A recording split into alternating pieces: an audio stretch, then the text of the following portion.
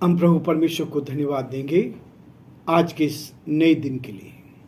प्रियो, हम प्रभु को धन्यवाद देंगे। आज शुक्रवार का दिन है और ये मौका प्रभु ने एक बार फिर हमें दिया है।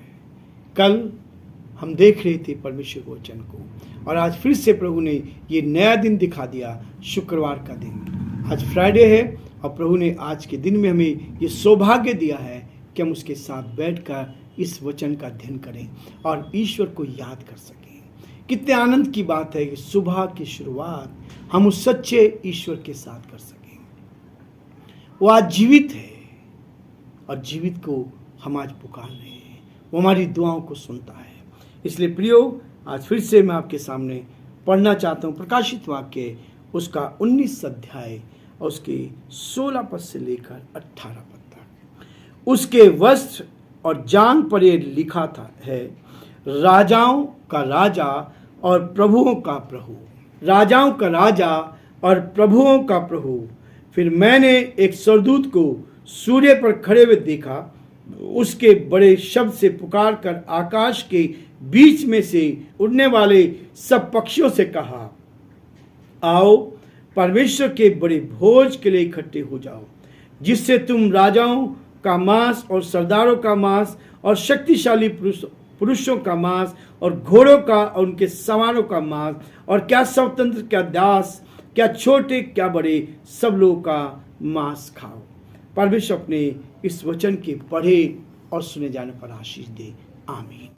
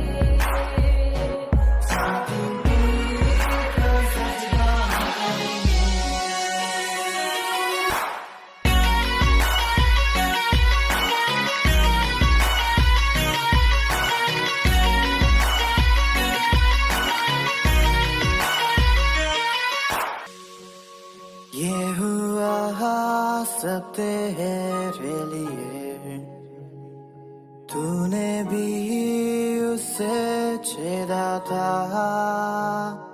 फिर भी प्यार से वो बुलाता।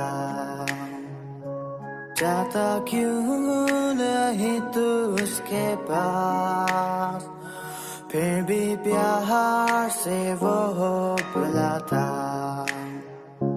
जाता क्यों नहीं तू उसके पास।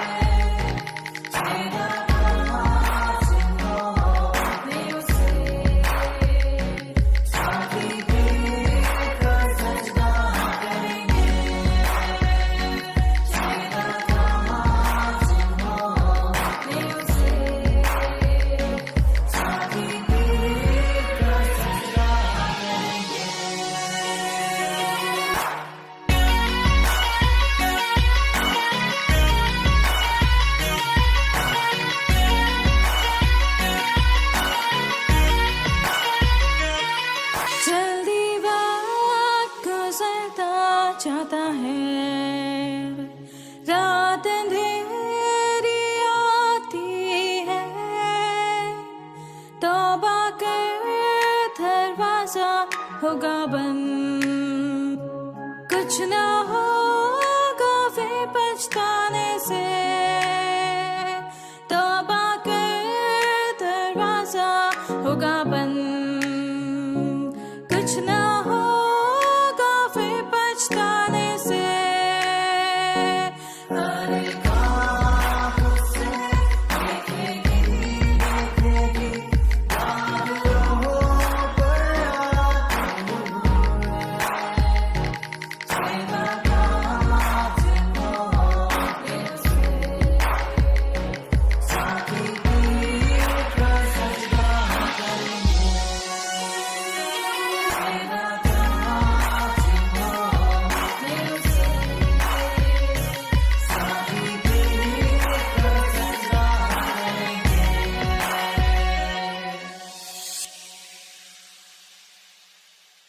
दुआ करेंगे।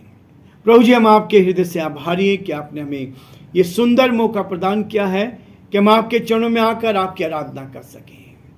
इस मधुर गीत के लिए हम आपको धन्यवाद देते हैं। जो गीत प्रभु जी आपके बच्चों ने आपकी महिमा के लिए गाया, हम आपको धन्यवाद देते हैं। हम चाहते हैं इस गीत के द्वारा प्रभु बहुत से लोग आशीष को प्राप्त कर सकें। प्रभु जी, कलवरी के क्रूस पर आपने बलिदान किया पिता परमेश्वर, आपने अपने आप को इस समस्त संसार के लिए दे दिया ताकि लोग उद्धार को पा सकें, लोग उस मोक्ष को प्राप्त कर सके और आपकी संगति का एहसास कर सके। हम अपने प्रदेश राजस्थान के लिए हम दुआ करते हैं प्रभु जी, इस राजस्थान प्रदेश पर आपकी आशीष हो। यहाँ के मुख्यमंत्री अशोक गहलोत जी को आपके हाथों में सौंपते हैं, आप उन पर दया करें। जो जिम्मेवारी आपने दी है उसको उन्होंने बाखूबी उठाया, हम आपको धन्यवाद देते हैं। हम चाहते हैं प्रभु जी आपका हाथ उन पर बना रहे, अच्छी बुद्धि दे, अच्छी सामर्थ्य और शक्ति दे। उन सारे सलाहकारों के लिए जो प्रभु जी उनको सलाह दे रहे हैं, हम आपकी स्तुति करते हैं प्रभु जी। इस प्रदेश को ऊंचाई पर ले जाने में आप उनकी मदद कर रहे हैं, हम धन्यवाद देते हैं। हम प्रार्थना करते हैं पिता परमेश्वर, हमारे देश के लिए, देश के प्रधानमंत्री के लिए, राष्ट्रपति जी के लिए प्रार्थना करते हैं। उनको भी अच्छी बुद्धि, अच्छा ज्ञान दे ताकि इस देश का संचालन आपकी महिमा के लिए कर सके। आप ही के हाथों में सौंपते हैं, आप उनकी रक्षा करें। बड़े आदर के साथ इस डिवोशन को सुनने वाले, देखने वाले हमारे सारे भाई बहनों को जो प्रभु जी आज के दिन में हमारे साथ जुड़े हैं, प्रभु आप उन सबको आशीष दें, आपका हाथ उन पर बना रहे। सारी महिमा, आदर, गौरव प्रभु जी आपको देते हुए इस प्रार्थना को अपने प्रभु अपने धार करता यीशु मसीह के नाम से मांगते हैं, आमीन। प्रियो, हम देख रहे थे कल कि यीशु मसीह ने अकेले दाग को रौंदा और उसका वस्त्र क्या हो गया, उससे उसके छींटे उस पर लगी, वो लहू के दाग उसके ऊपर लगे। उसने इस पृथ्वी पर आकर मेरे और आपके लिए अपने लहू को बहा दिया। कलवरी क्रूस के ऊपर वो लटकाया गया, उसके सर में कांटों का ताज रखा गया, उसके पसली में भाला मारा गया, उसके दोनों हाथ कीलों से ठोक दी गई, उसके दोनों पैरों में कीले ठोकी गई। 5 घाव जो हैं वो उनको उनके पूरे शरीर पे बांधे गए और लहू उससे बहता गया। और उसी बात को हम लोग कल देख रहे थे। प्रभु ने इस बात को दर्शाया और इस बात को कहता है, प्रभु कहता, हाँ, मैंने अपने प्रकोप से देश देश के लोगों को लताड़ा, मैंने अपने प्रकोप से उन्हें मतवाला किया और उसका लहू भूमि पर बह गया है। यह है प्रभु का बलिदान जो उसने समस्त मानव जाति के लिए किया है। अब किसी को बलिदान करने की आवश्यकता नहीं है, एक बलिदान कर दिया गया। वो बलिदान सारी दुनिया के लिए छुटकारा है। और इस बात को कहता है प्रभु यीशु मसीह का यह स्वरूप प्रकाशित वाक्य के इस 19 अध्याय में दिया गया है। अर्थात प्रभु का वचन सब जगह एक सा है, सारी दुनिया में ये वचन नहीं बदलता प्रियो, आज तक ये वचन नहीं बदला है। ये वचन वही है, ये परमेश्वर की वाणी है और इसी बात को वो यहाँ बता रहा है। और वो कहता है ये वचन जो है सब जगह एक सा है और इसी वचन को हम अपने सामने यहाँ देख रहे हैं। वहाँ लिखा है प्रियो, वचन में बहुत इस पर लिखा है, स्वर्ग की सेनाएं श्वेत स्वच्छ महीन मनमल पहने हुए हैं और न केवल पहने हुए हैं परंतु श्वेत घोड़े पर उसके पीछे पीछे चलती है। श्वेत घोड़े पर, सफेद घोड़ा है, सफेद मलमल के ड्रेस है और इस बात को बताया गया है ये सेनाएं वे सारे संत हैं। ये सेना वे हैं, वो जो सारे संत हैं जिन्होंने इस पृथ्वी पर पाप से अज्ञात रहकर, जो पाप से दूरी बनाकर जिन्होंने अपने जीवन को व्यतीत किया। प्रियो, संत वही बनता है जो पाप से अलग रहता है। जो पाप करता रहे उसको हम संत नहीं कह सकते। आप पीछे पाप करते रहें और सामने आप संत दिखे, वो संत हो नहीं सकता है। लेकिन वो संत वो है जो पाप से दूर रहता है, जिसने अपने गुनाहों को यीशु के नाम से क्षमा कर लिए हैं। प्रियो, वो कहता है ये वे लोग हैं, सेना वो है जो संत हैं जिन्होंने क्या किया था, अपने यीशु मसीह पर विश्वास किया और प्रभु यीशु मसीह को अपने जीवन में अपनाया। और न केवल अपनाया, इस सेना में वे स्वर्गदूत भी है जो प्रभु के साथ आएंगे। ये सारी स्वर्गीय सेना प्रभु के साथ आ रही है। ये सारी स्वर्गीय सेना जो है प्रभु के साथ इस अध्याय में बहुत अच्छे से बताया जा रहा है। उसके मुंह से एक चौकी तलवार निकलती है। उसके मुंह से एक चौकी तलवार है जो वचन स्पष्ट रीति से बताता है, जिससे वह जाति जाति का संहार करे और वह लोह दंड से शासन करेगा और परमेश्वर का भयानक प्रकोप की मदिरा रसकुंड रोंदेगा। ये स्पष्ट बताया गया प्रियो। इसलिए 19 अध्याय का 15 पद में भी यहाँ कहता है, यहाँ प्रभु यीशु मसीह के हथियार के बारे में बताया जाता है और हथियार है उसका वचन। प्रभु ने नहीं कहा कभी हथियार चलो। जब यीशु मसीह को पकड़वाया जा रहा था, चेलों ने गतसमनी के बाग में जब प्रभु यीशु मसीह ने कहा जागते रहो, लेकिन वो सोते रहे। और जब उसका चेला यहूदा पकड़वाने के लिए उसको आया और उसका चूमा उसने लिया और तब लोगों ने उसको पकड़ लिया, सिपाही ने पकड़ लिया। तब पतरस ने क्या किया, अपनी तलवार निकाली, एक का कान काट दिया। फिर यीशु मसीह ने कहा तेरी तलवार तेरी म्यान में रख। जो तलवार से घात करते हैं वो तलवार से घात किए जाएंगे। लेकिन प्रियो, प्रभु यीशु मसीह ने वहां भी उस समय भी उस सेवक का कान उठाकर उसके लगा दिया और वो ठीक होगा। प्रभु यीशु मसीह के जो हथियार हैं उसका वचन है, क्योंकि परमेश्वर के वचन के विषय में कहा गया है वह चौकी तलवार के समान है।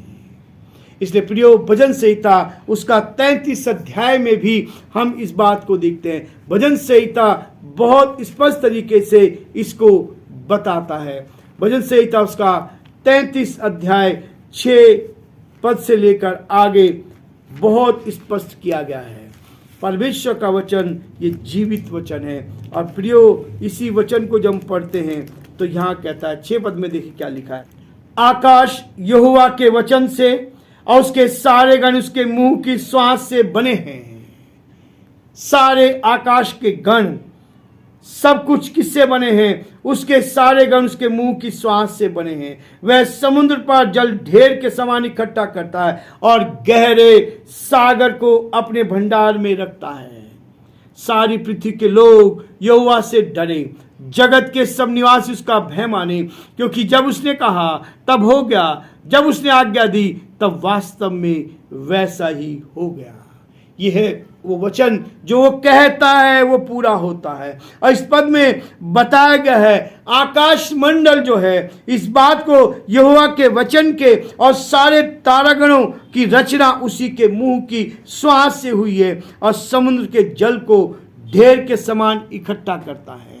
उसने समुद्र की सीमाओं को बांध रखा है। समुद्र जैसे ऊपर से उफान करके आता है लेकिन किनारे पर आकर शांत हो जाता है। ये बाइबल स्पष्ट कहती प्रियो, उसने समुद्र के सिवानों को बांध रखा है।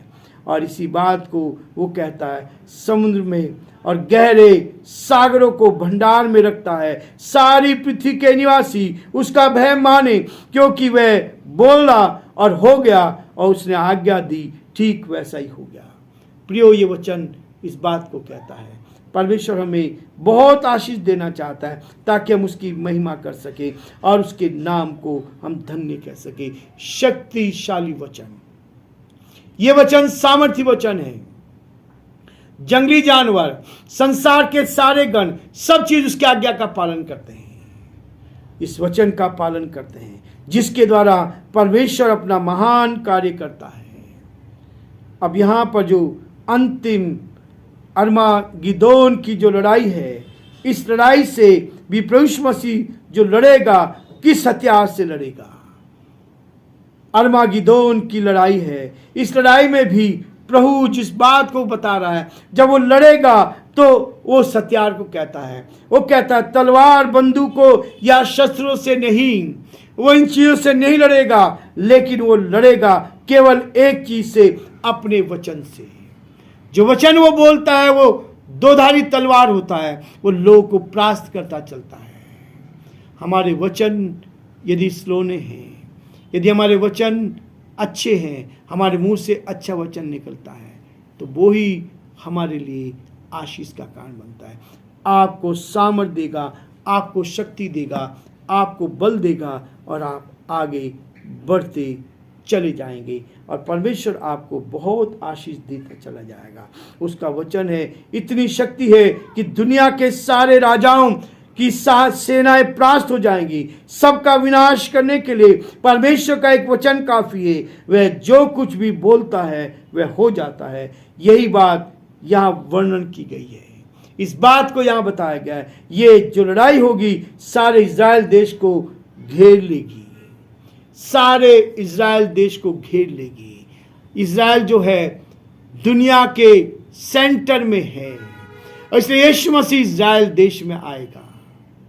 यरूशलेम जहां यीशु मसीह रहा सेंटर है, इसलिए प्रभु चाहता है कि जब वो उसका आगमन हो तो लोग सारे जाने उसकी सामर्थ को, उसकी शक्ति को जाने। प्रियो, आज हम यहीं रुकेंगे, कल फिर हम इस अध्याय के अंत में पहुंचेंगे ताकि सप्ताह में ये अध्याय हम समाप्त करें और प्रभु को महिमा दे सकें। प्रभु आप सबको बहुत आशीष दे और प्रभु का हाथ आप सब पर